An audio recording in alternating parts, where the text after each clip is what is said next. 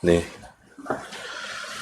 오늘 우리가 함께 나눌 하나님 말씀은 창세기 12장 1절부터 4절까지 기록되어 있는 본문의 말씀입니다. 창세기는 크게 두 부분으로 나뉘어질 수가 있는데 그 가운데 첫째 부분은 1장에서 11장까지 이어지는 전 인류의 근본적인 삶의 배경을 결정지은 천지 창조와 아담의 범죄, 그리고 노아의 대홍수와 바벨탑의 사건에 대한 내용이 기록되어 있는 부분으로 나뉘어질 수가 있고, 또 한 부분은 우리가 함께 오늘 이 시간 나눌 12장 1절의 말씀에서부터 시작되고 있는 아브라함을 포함한 이삭과 야곱, 요셉 등 구약 선민 이스라엘 민족의 직계 조상들인 사인의 족장들의 생애에 대한 으로 나뉘어질 수가 있는 것입니다. 그 가운데 오늘 우리가 이 시간 하나님의 구속 역사의 시작을 알리고 있는 아브라함이라고 하는 한 사람을 찾아가시고 그에게 특별한 약속을 해주시는 하나님에 대한 말씀의 기록을 함께 나누는 시간들을 갖고자 합니다. 오늘날 많은 경우 오늘 본문의 말씀과 같은 성경에 어떤 특별한 인물이 등장하고 있는 본문의 말씀을 해석하고 적용함에 있어서 그 인물이라고 하는, 그 사람이라고 하는 한 대상에게 집중하게 될 때가 많이 있지만, 오늘 이 시간에는 그 인물의 특별함이 아닌 그 인물을 특별하게 여기시고 사용하여 주신 우리 하나님께 집중하여 이 본문의 말씀의 내용들을 함께 살펴보는 시간을 갖고자 합니다. 그리하여 오늘날에도 여전히 주권적으로 당신의 택한 백성들을 구원하여 가시는 우리 하나님의 은혜와 사랑에 감사하며, 오늘 말씀에서 아브라함에게 하신 그 말씀이 지금 이 시대를 살아가는 나에게 들려주시는 동일한 말씀인 것을 깨닫게 되는 은혜 또한 풍성한 시간이 되기를 바라겠습니다. 오늘 말씀은 우리가 함께 봉독한 바와 같이 여호와께서 아브라함에게 이르시되 라는 말씀으로 시작하고 있는 것을 확인할 수가 있으실 것입니다. 앞서도 잠깐 말씀을 드렸지만 많은 경우 성경에 기록된 말씀을 인물 중심으로 해석을 하고 적용하는 것을 보게 될 때가 많이 있지만, 성경은 언제나 성경에 기록된 모든 사건의 이면에 그 사건의 원인자가 되시는 우리 하나님에 대하여 분명하게 기록하고 있다는 사실을 우리는 절대 간과해서는 안 될 것이다라고 생각을 합니다. 우리는 성경을 인물 중심으로 해석하고 적용할 때 나도 그와 같은 특별한 존재가 되고 싶다라고 하는 헛된 바람들을 품거나, 혹은 내가 그와 같은 특별한 존재라고 하는 영적인 교만함 가운데 빠질 수 있다라는 사실을 명심하지만 되는 것입니다. 성경은 언제나 절대 주권의 하나님께서 자비와 긍휼 가운데 아무것도 아닌 인간들을 사용하여 주시고 인간들에게 은혜의 역사들을 경험케 하여 주심을 기록하고 있다라는 사실을 우리는 명심하고 그 하나님의 행하시는 일들을 하나님의 관점에서 바라보고 해석하고 적용을 해야지만 되는 것입니다. 그러할 때에만 우리는 언제나 하나님께만 영광을 돌리며 늘 감사함 가운데 겸손한 신앙의 삶을 살아갈 수가 있는 것입니다. 그리고 그것은 오늘 말씀에서의 아브라함도 마찬가지라고 할 수가 있을 겁니다. 오늘 말씀에서 그 신앙을 소유하고 있었다거나 묘사를 하기도 합니다. 하지만 우리는 그가 예수님을 알고 믿기 전에 우리의 모습과 아무런 차이가 없는 당시의 보편적인 사고를 지닌 보통의 사람이었다는 사실을 오늘 본문의 말씀을 통해 발견할 수 있어야지만 될 것입니다. 오늘 본문 말씀에 등장하는 아브라함의 아버지였던 데라는 여호수아 24장 2절에 기록된 바와 같이 이방의 우상 신들을 섬기는 자였습니다. 다 함께 이 시간 여호수아 24장 2절부터 5절까지 말씀을 한번 찾아서 함께 봉독해 보도록 하겠습니다. 여호수아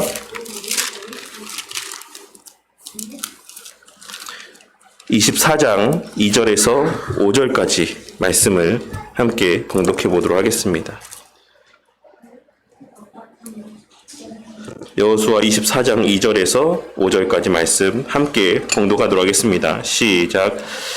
옛적에 너희의 조상들 곧 아브라함의 아버지 나홀의 아버지 데라가 강 저쪽에 거주하여 다른 신들을 섬겼으나 내가 너희의 조상 아브라함을 강 저쪽에서 이끌어내어 가나안 온 땅에 두루 행하게 하고 그의 씨를 번성하게 하려고 그에게 이삭을 주었으며 이삭에게는 야곱과 에서를 주었고 에서에게는 세일사는 소유로 주었으나 야곱과 그의 자손들은 애굽으로 내려갔으므로 내가 모세와 아론을 보내었고 또 애굽에 재앙을 내렸나니 곧 내가 그들 가운데 행한 것과 같고 그 후에 너희를 인도하여 내었노라 라고 기록이 되어 있습니다.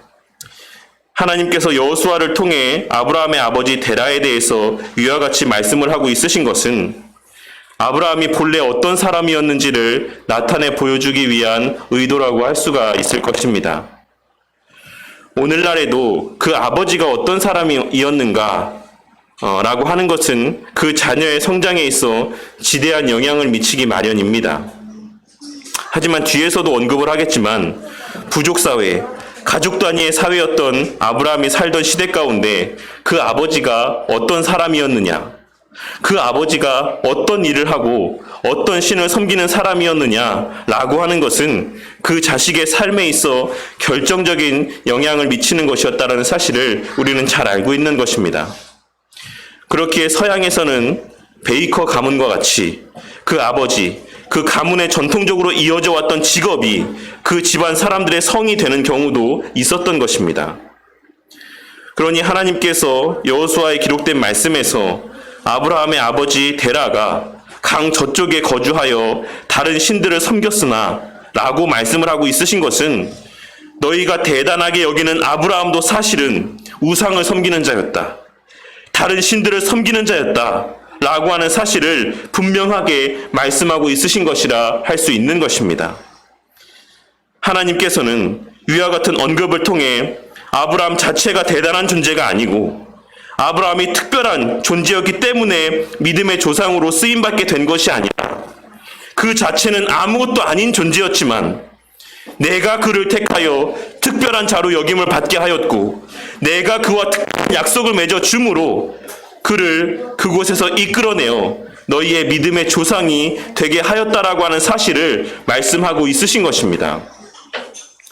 오늘 말씀에는 그 하나님의 아브라함을 향한 복에 대한 약속의 말씀들이 기록이 되어 있습니다. 많은 사람들이 이 본문의 말씀에서 이 아브라함에게 약속된 복의 내용들에 집중을 하지만 우리는 그 복을 주신 주체이신 하나님께 집중을 해야지만 되는 것이며 그 하나님과 연결지어서 이 복의 의미를 살필 수 있어야지만 될 것입니다. 많은 사람들이 이 본문에 기록되어 있는 복의 말씀을 그저 표면적으로만 해석을 하고 적용하려고 하지만 실상 이 복을 약속하신 하나님과 따로 떼어서 이 복의 말씀의 내용들을 온전히 이해할 수는 없다라는 사실을 우리는 분명히 깨달아야지만 된다라는 것입니다. 오늘 본문 말씀에 기록된 아브라함에게 약속된 복은 총 7가지입니다. 그 가운데 4가지는 2절의 말씀 가운데 기록이 되어 있고 나머지 3가지의 말씀은 3절의 말씀 가운데 기록이 되어 있습니다. 그리고 그 7가지는 너로 큰 민족을 이루게 하겠다. 내게 복을 주겠다. 내 이름을 창대하게 하겠다. 너는 복이 되게 될 것이다. 그리고 너를 축복하는 자에게는 내가 복을 내릴 것이고 너를 저주하는 자에게는 내가 저주를 내릴 것이다. 그리고 마지막으로는 땅의 모든 족속이 너로 말미암아 복을 얻을 것이다. 라고 하는 이 7가지의 복이었습니다. 그리고 이 7가지 복에 대한 말씀은 모두 아브라함이라고 하는 인물의 삶 가운데 초점을 두고 있다는 사실을 우리는 발견할 수 있어야지만 될 것입니다. 하나님께서는 이후 하나님의 백성들에게 주실 복을 아브라함이라고 하는 사람에게 약속하신 이 말씀들과 그 사람에게 성취되어진 이 말씀의 성취를 통해 우리에게 나타내 보여주심으로 하나님께서 우리에게 베풀어 주시는 복의 실체가 무엇인지를 분명하게 증거해 보여주시고 있다라는 것입니다. 그러한 맥락에서 오늘 말씀에 기록된 아브라함에게 약속된 복의 내용들을 한번 하나씩 생각을 해보자면 첫째로 아브라함으로 하여금 큰 민족이 이루어지게 될 것이다라고 하는 약속의 말씀이었습니다. 이는 구약시대에는 육적 이스라엘 백성, 혈통적 이스라엘 백성들의 번성함을 통해 성취가 되었다라는 사실을 우리는 잘 알고 있습니다. 그리하여 그들이 애굽에서 나올 때 그 무리의 수는 셀 수 없을 만큼 엄청나게 번성하였던 것입니다. 그리고 그 모든 무리는 하나님으로부터 구원의 은혜를 받고 경험한 이들이었습니다. 여전히 불평하고 여전히 하나님을 원망하며 여전히 우상을 숭배하고자 하는 마음들이 가득했던 자들이었지만 하나님께서는 그들 모두를 애굽에서 구원하여 내셨던 것입니다. 그리고 이는 신약시대를 살아가는 우리에게 있어 영적 이스라엘 백성들의 수가 큰 무리가 될 것이다라고 하는 약속의 말씀이라는 사실을 말씀하고 있으시다라는 것을 깨달을 수가 있을 것입니다. 아브라함에게 약속되었던 그 약속이 아브라함이라고 하는 한 개인을 넘어 혈통적 이스라엘 백성들에게 효력 있게 적용되어지고 또한 혈통적 이스라엘 백성들을 넘어서서 영적 이스라엘 백성이라고 여겨지는 또한 불려지는 오늘날 우리들에게까지 적용되어져 갈 것이다라고 하는 사실에 대한 약속의 말씀인 것을 우리는 발견할 수가 있는 것입니다. 또한 둘째로 내게 복을 주시겠다라는 약속이었습니다. 이는 위에 언급된 약속의 성취의 수단으로서의 언약의 자손을 주시겠다라는 약속으로서 곧 그에게 이삭을 주시겠다라는 약속의 말씀입니다. 하나님께서는 말로만 너로 하여금 큰 민족이 이루어지게 될 것이다라고 말씀하신 것이 아니라 그 약속 성취의 시발점이 되는 이삭이라고 하는 아들을 실제로 그에게 주심을 통해 그 약속이 실제인 것을 확인시켜 주실 것이다라고 말씀을 하고 있는 것입니다. 그리고 특별히 이 말씀은 미완료형으로 기록이 되어 있는데 이는 이삭을 주시고 그 이삭을 통해 또 믿음의 후사를 주시는 이 반복적인 과정들을 통해서 그렇게 계속하여 그 구원의 계대가 지속적으로 이어져 내려가게 될 것이다라는 사실을 말씀하고 있는 것이다라고도 할 수가 있는 것입니다. 또한 셋째로 내 이름을 창대하게 하시겠다라는 말씀이었습니다. 우리는 이 약속의 말씀 또한 성경에 기록된 말씀의 내용들을 통해 실제로 성취되었다라는 사실을 잘 알고 있습니다. 그는 지금까지도 우리 그리스도인들에게 뿐만 아니라 유대인들과 무슬림들에게까지 믿음의 조상으로 여겨지는 자가 되었으며 야고보서 2장 23절에 기록된 말씀을 통해 여호와의 벗, 하나님의 친구로 불려지기까지 했다라는 사실을 우리는 기록된 말씀의 내용들을 통해 확인할 수가 있는 것입니다. 그런데 우리가 여기서 주목해야 되는 것은 그의 이름이 창대케 된 것, 그의 이름이 크고 존귀한 이름으로 여겨지게 된 것은 그가 단지 세상에서의 높은 위치, 높은 자리 가운데 자리하게 되었기 때문이 아니라는 사실을 발견할 수 있어야지만 되는 것입니다.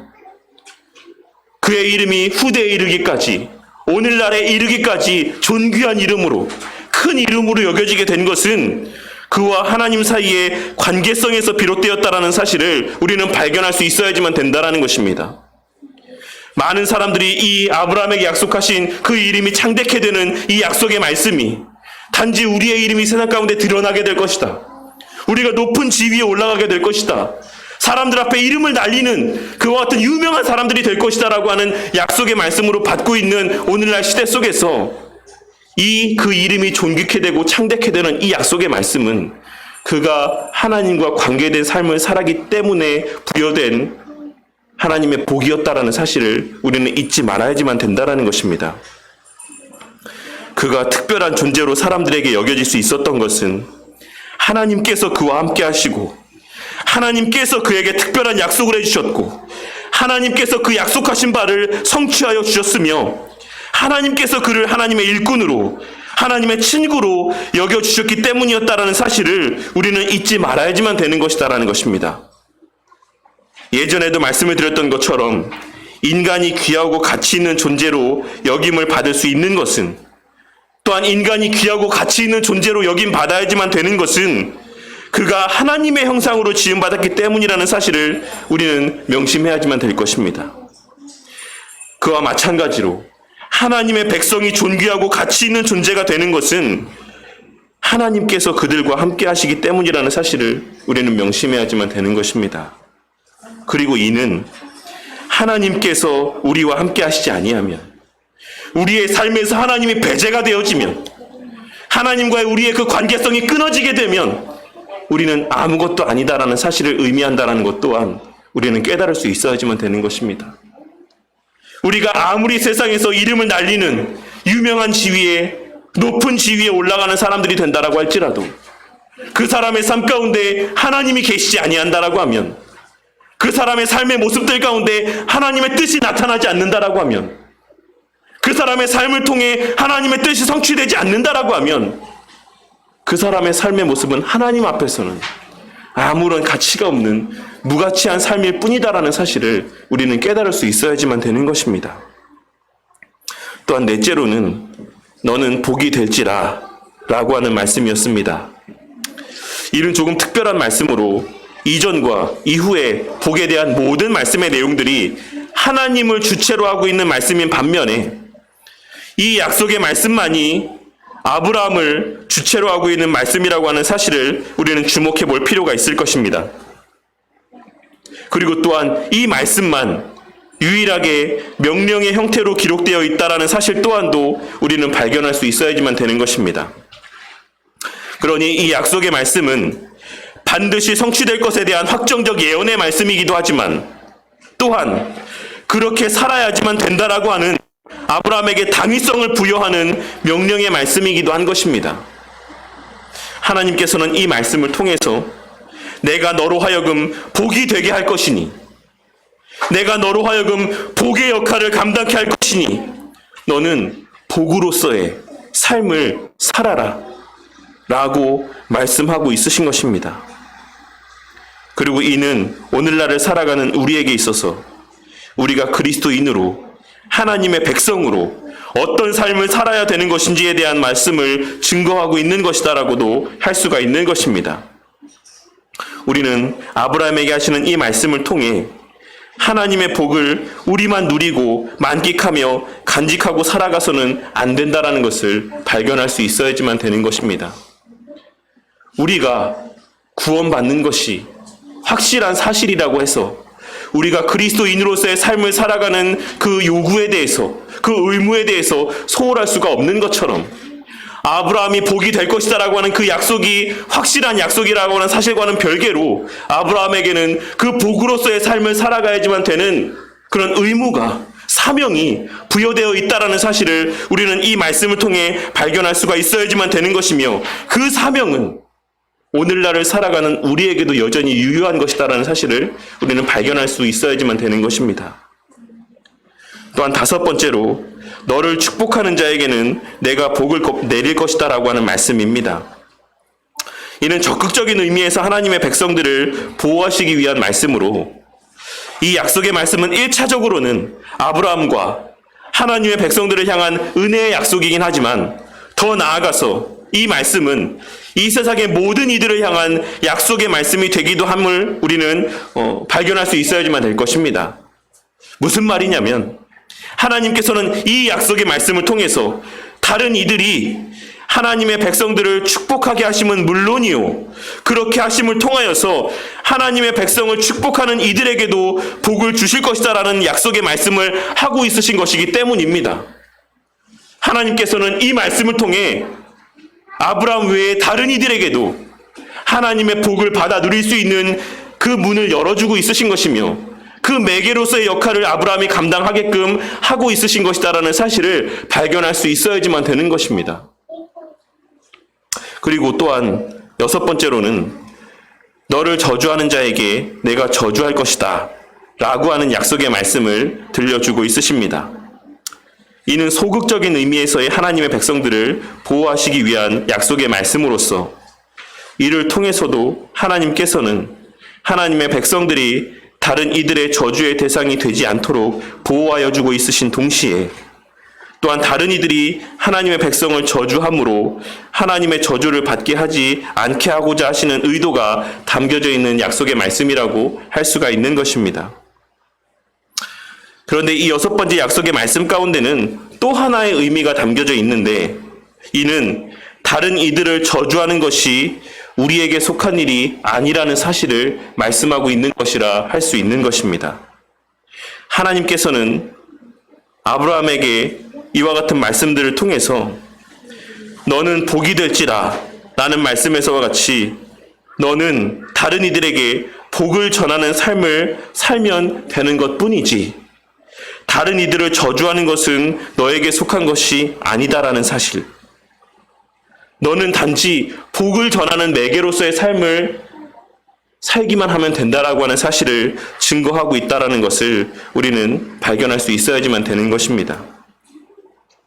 하나님께서는 이 말씀을 통해 너를 저주하는 자들을 저주하는 것은 나에게 속한 일이다. 그러니 너희들은 살면서 당하게 되는 불합리한 일들 가운데 함께 분을 내고 함께 죄를 짓지 말고 너의 그 모든 부당한 일들에 대한 갚음은 내가 할 것이다라는 사실을 믿고 너는 단지 다른 이들의 복을 빌어주며 그에게 복을 전하는 삶을 살면 된다라는 사실을 말씀하고 있으시다라는 사실을 깨달을 수 있어야지만 되는 것입니다. 오늘 우리 주님께서 산상수훈의 말씀을 통해 우리에게 증거하신 온유한 자의 삶의 모습이 이 본문의 말씀의 내용을 통해서도 증거되어지고 있다라는 사실을 발견할 수 있어야지만 되는 것입니다. 저주는 하나님께 속한 것. 그리스도인의 입에 저주하는 말들이 담겨지지는 말아야지만 된다라고 하는 사실을 우리는 이 본문의 말씀을 통해 깨닫고 마음 가운데 새겨야지만 될 것입니다. 마지막 7제로는 땅의 모든 족속이 너로 말미암아 복을 얻을 것이다 라고 하는 말씀이었습니다. 이는 궁극적으로는 후손 가운데 예수님께서 태어나게 되실 것임에 대한 약속의 말씀입니다. 마지막 약속의 말씀을 예수님의 탄생에 대한 확증적 선언의 말씀으로 끝맺음하심으로 위에 언급하신 모든 복의 내용들이 끝까지 그리고 반드시 성취될 것임을 말씀하여 주고 있으신 것입니다. 그리고 또한 그 복의 말씀의 내용들을 7가지로 말씀하여 주심을 통하여서 이 7가지 약속의 말씀이 그 숫자가 의미하는 바대로 확실하고 온전하고 충만한 복의 내용들이다라는 사실을 우리 가운데 증거하고 있으시다라는 사실 또한 우리는 잊지 말아야지만 될 것입니다. 우리는 오늘 말씀을 통해 하나님께서 아브라함에게 언급하신 모든 복이 궁극적으로 하나님에서 시작되어 예수님을 향하고 있다라는 사실을 발견할 수가 있을 것입니다. 이는 오늘날 그리스도인들이 받아 누리는 복이 무엇인지를 분명하게 나타내 보여주는 것이다라고도 할 수가 있는 것입니다. 오늘날 수많은 이들이 복에 대하여 생각하기를 그저 아무런 걱정 없이 늘 평안하고 행복한 삶을 사는 것이다라고 생각을 하거나 혹은 자신이 바라는 모든 것들이 다 자신의 바람대로 이루어지는 것이다라는 생각을 하고 있는 경우들이 많이 있지만 오늘 말씀에서의 복은 모두가 다 하나도 예외가 없이 하나님과 하나님의 뜻 그리고 우리 주 예수 그리스도와 관련이 되어 있다라는 사실을 우리는 발견하고 마음 가운데 새겨야지만 되는 것입니다. 그렇다면 오늘 말씀을 통해 발견할 수 있는 아브라함에게 허락된 복은 구체적으로 어떻게 정리할 수가 있겠습니까? 첫째로는 하나님께서 당시 여느 사람들과 아무런 다를 바가 없었던 전혀 특별할 것이 없었던 아브라함이라고 하는 사람을 찾아가시고 말씀하여 주셨다라고 하는 사실이 그에게 이와 같은 약속을 주셨다라고 하는 사실이 그에게 허락된 가장 큰 복이었다라는 사실을 우리는 발견할 수 있어야지만 되는 것입니다. 이는 오늘날 우리의 구원이 얼마나 가치 있는 것인지를 깨닫게 해주시는 말씀이라고 생각을 합니다. 오늘 말씀에서 하나님께서는 하나님의 필요에 의해서 아브라함을 찾아가신 것이 아니었습니다. 하나님께서 반드시 하나님의 백성들을 구원하셔야지만 되는 그런 의무가 있었기 때문에 그런 사명이 있었기 때문에 어쩔 수 없이 아브라함을 찾아가신 것이 아니라는 것입니다. 하나님께서는 어디까지나 하나님 편에서의 일방적인 사랑과 자비와 긍휼로 아브라함을 찾아가시고 약속하시고 그 약속을 성취하여 주셨다는 사실을 깨닫는 은혜가 있으시길 바라겠습니다. 어떤 이들은 우리를 구원하심으로 우리를 통해 예배를 받으시고 우리를 통해 찬양을 받으시고 우리를 통해 섬김을 받으심으로 하나님께서 기쁨과 만족을 누리시기 위해 우리를 구원하셨다라고 생각하는 이들이 있습니다. 그리고 그러한 사고를 가지고 있는 자들의 마음 가운데는 은연중에 내가 예배를 드려주고 신앙생활을 해주는 것이다라고 하는 생각이 자리하고 그와 같은 모습들을 통해 대가를 바라는 기도를 하게 되는 경우들을 보게 되는 것입니다. 하나님께서 당신의 만족과 유익을 위해 우리를 부르신 거 아니냐? 당신의 기쁨을 위해 우리를 구원하신 거 아니냐? 그러니 내가 열심히 예배를 드려주고 있으니까, 내가 열심히 기도해주고 있으니까, 내가 열심히 찬양해주고 있으니까 그의 대가로 이러이러한 것들을 좀 주십시오. 내가 이런 것들을 좀 받아 누려도 되지 않겠습니까? 라고 하는 마음을 갖고 신앙의 삶을 살아가는 이들을 어렵지 않게 발견할 수가 있다는 것입니다. 하지만 우리는 우리 하나님께 창세전부터 성삼위 하나님 간에 부족함이 없는 충만한 교제를 통한 참된 기쁨과 만족이 가득하였다는 사실을 잊지 말아야지만 될 것입니다. 하나님께서는 영광이 부족하시기 때문에 우리를 통해서 더 영광 받으시기 위해 우리를 구원하신 것이 아니고, 하나님께 그 기쁨이 부족하기 때문에 우리의 섬김과 신앙의 삶을 통해 그 기쁨을 채우기 위해서 우리를 구원하신 것이 아니다라는 것입니다. 하나님께서는 창세 전부터 성삼위 하나님 간의 교제를 통해 충만한 만족과 기쁨과 유익들을 누리고 있으셨을 뿐만 아니라 그 하나님의 영광 또한도 다함이 없는 온전한 영광이었다라는 사실을, 그 사실은 지금도 마찬가지라는 사실을 우리는 명심해야지만 되는 것입니다. 그러니 하나님께서 자신의 기쁨과 만족을 위해 혹은 영광을 위해 우리를 구원하여 주셔야지만 됐을 이유는, 의무는 없었던 것입니다.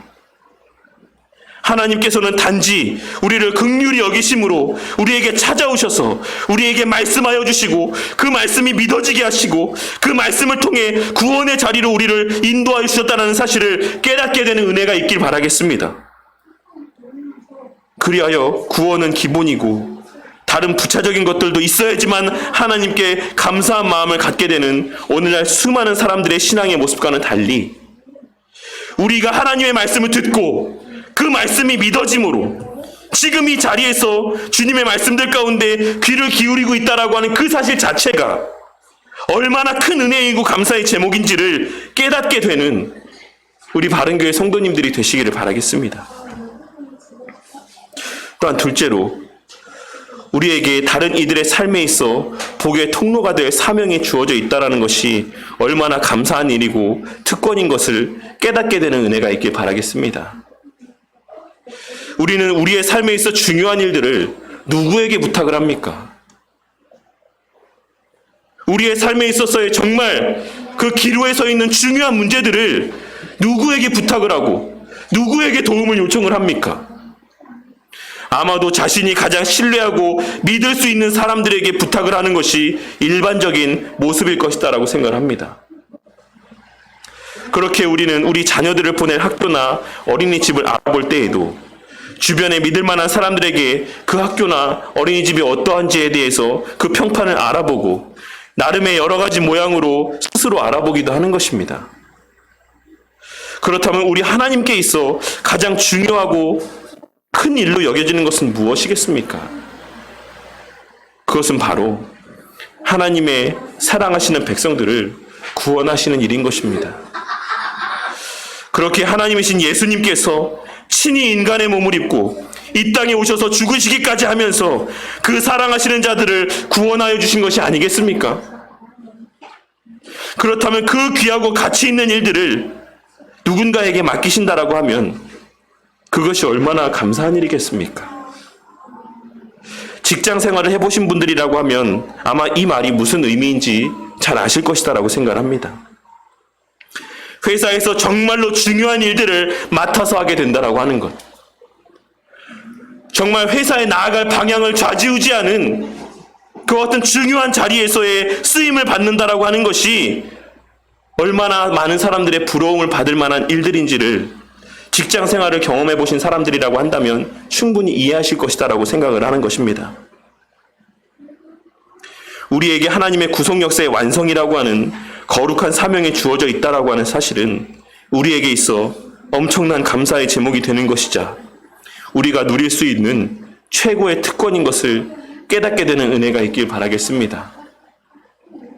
우리 주님께서 아브라함을 향하여 너는 복이 될지라, 너는 복이 될 것이고 또 복이 되는 삶을 살아야지만 될 것이다 라고 하는 말씀을 들려주신 것이 아브라함에게 있어서의 얼마나 큰 특권이자 은혜였는지를 발견하게 되는 은혜가 있기를 바라겠습니다. 그리고 또한 그와 같은 복의 삶은 어떠한 삶인지 또한도 오늘의 말씀을 통해 깨닫게 되는 은혜가 있기를 바라겠습니다. 오늘 말씀 3절에서 우리 주님께서 아브라함에게 약속하신 복의 말씀들, 그 내용이 무엇이었습니까? 너를 축복하는 자에게는 내가 복을 내리고, 너를 축복하는 자에게는 내가 복을 내리고, 우리가 다른 이들의 복의 근원이 되는 삶을 살아가는 것은 어떤 삶을 살아가는 것이겠습니까? 우리가 다른 이들에게 복을 증거하는, 복의 통로가 되는 삶을 살아가는 모습이라는 것은 어떠한 삶을 의미하는 것이겠습니까?